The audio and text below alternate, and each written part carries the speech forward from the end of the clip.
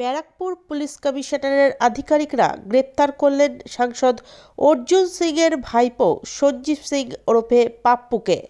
জানা গিয়েছে, গত বছরের পুরনো একটি মামলায় কমিশনারেটের গোয়েন্দারা গতকাল জগদ্দল থানায় একটি লিখিত নোটিশ পাঠায়, যার মর্মে আজ পাপ্পু সিংকে ডেকে পাঠানো হয় কমিশনারেটের অফিসে। সেই মামলায় হাজিরা দিতে গিয়ে পাপ্পু সিং রেহাই পেলেও ঘটনাস্থল থেকে অপর একটি খুনের ঘটনায় তাকে গ্রেপ্তার করেছে পুলিশ। ব্যারাকপুর কমিশনার সঞ্জীব সিং আর পাপ্পু সিং অ্যারেস্ট করেছে কেন? এটা আপনারা জানেন কি, নভেম্বর 20 পরে একটা ঘটনা হয়েছিল, ওই জগদ্দল থানা ভিক্কি যাদব বলে একটা ছেলে মার্ডার হয়েছিল। তো ওই কেসেই আজকে পুলিশ আমাদেরকে যেটা জানিয়েছে কি ওই কেসে অ্যারেস্ট করেছে। মানে আর কোনো কথাবার্তা হয়েছে জানেন? অ্যাকচুয়ালি গতকালকে একটা কেসে নোটিশ করেছিল, সেটা জগদ্দল পিএস কেস নম্বর 675/2022।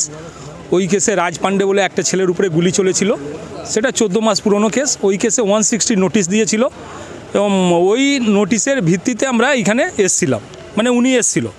উনাকে জিজ্ঞাসাবাদ করে ওই কেসে উনাকে বলে কি ঠিক আছে আপনি যান। উনি জাস্ট রুম থেকে বেরিয়েছে।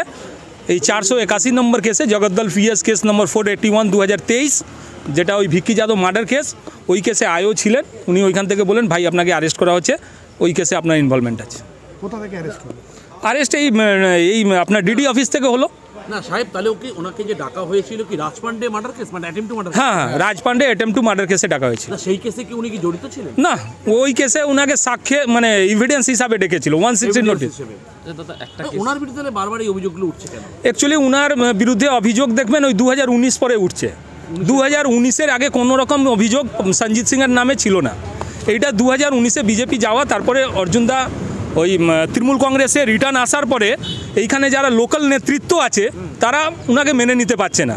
আর সঞ্জিত সিংকে যে সোমনাথ শ্যাম জগদ্দলে বিধায়ক আছেন, উনি মনে করছেন কি সঞ্জিত সিং হচ্ছে উনার কম্পিটিটিভ, কি আগামী দিনে উনার থেকে আগে এগিয়ে যাবে। এই হচ্ছে ব্যাপার। হ্যাঁ, আপনি যদি 20 দিনের উনার প্রোগ্রাম দেখেন, যদি অডিও ভিডিওগুলো আছে, যেটা স্টেজে উনি বলেছেন কি সঞ্জিত সিং হচ্ছেন এই কেসে মাস্টার মাইন্ড। উনার কথা শুনে পুলিশ উনার থেকে বায়াসড হয়ে এই কাজটা করেছে। উইদাউট এভিডেন্স পুলিশ কি অ্যারেস্ট করতে পারে কাউকে? সেটা তো পুলিশের এখন ইনভেস্টিগেশন করে কি পেয়েছে না পেয়েছে সেটা তো কোর্টের কাছে এখনও প্রডিউস করেনি। কোর্টের কাছে যখন পাঠাবে তখন তো আমরা বুঝতে পারবো। কিন্তু একটা লোক কন্টিনিউ ঘটনার পরে বলে যাচ্ছে কি অমুক লোক মার্ডার করেছে, অমুক লোক, যেইখানে মামলা সাব জুডিস আছে, যেইখানে ইনভেস্টিগেশন চলছে, তার আগে থেকেই যদি কোনো নেতা একটা ব্যক্তির এগেনস্টে বলতে থাকে আর সেই ব্যক্তি গিয়ে যদি পরে অ্যারেস্ট হয়ে যায়, তাও ইলিগালভাবে, তাহলে কি মনে করবে মানুষ?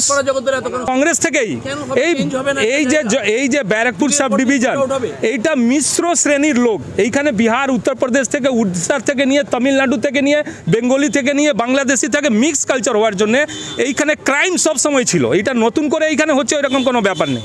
আর যে ছেলেটা মার্ডার হয়েছে এবং যে ছেলেটা আজকে প্রিন্সিপাল অ্যাকিউজড আছে, সে ছেলে কিন্তু 2022-এর আগে যদি আপনারা খোঁজ নেন, তাহলে সেই লোক যে লোক এলিগেশন লাগাচ্ছে তার সঙ্গেই ছিল। দাদা একদম দাদা একটা কেসে ডেকে অন্য কেসে অ্যারেস্ট করা যায়? এইটা যায় না। আর দেখেন, পুলিশের কাজে যদি উনার এগেনস্টে কোনো ডাইরেক্ট এভিডেন্স বা কোনো রকম কিছু যদি ছিল, নিশ্চয়ই পুলিশ অ্যারেস্ট করবে। কিন্তু আপনি একটা কেসে ডেকে আর সেই জায়গা থেকে অন্য কেসে অ্যারেস্ট করে নিলেন, এইটা ব্যাড ইন ল। আপনার নাম? আমার নাম রাকেশ সিং।